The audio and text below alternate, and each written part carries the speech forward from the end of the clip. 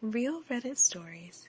If you love wild things and crazy drama, hit that subscribe button and drop a like to help more people find the madness.